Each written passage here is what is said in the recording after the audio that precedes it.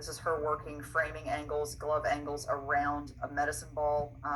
For players in high school, I would highly recommend anywhere between a 6 and a 10 pound med ball, depending on what they're capable of holding. You can see right there that Lauren has a 10 pound in her hand.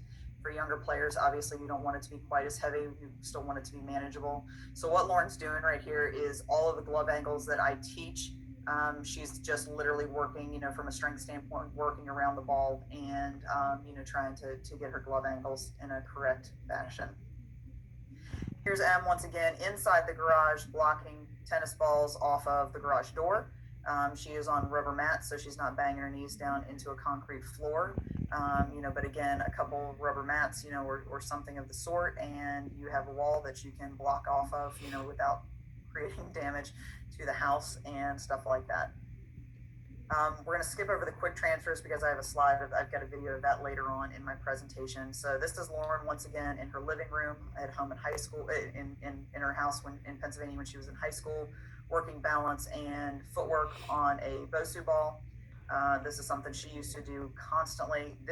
Lauren is actually probably one of the, if not maybe the strongest freshman that I've ever had come into a program. The kid just has a ton of muscle. She carries a lot of muscle naturally, but has worked a ton on her balance, stabilization, and strength training over the last couple of years. Finally, this is also Lauren, and when she first sent me this video several years ago, it actually took me a minute to even find her in the video. I was watching on my cell phone for the first time, and she's so far away in this video that it took me a minute, but this is just her. She had a little rebound net that she got from whether her dad bought it for her, whether it was something she borrowed from her program, and she set everything up at the field and had a bunch of balls at home plate and literally just would go out there day after day after day, working footwork throws, working knee throws, whatever it may be, into a rebound screen at second base.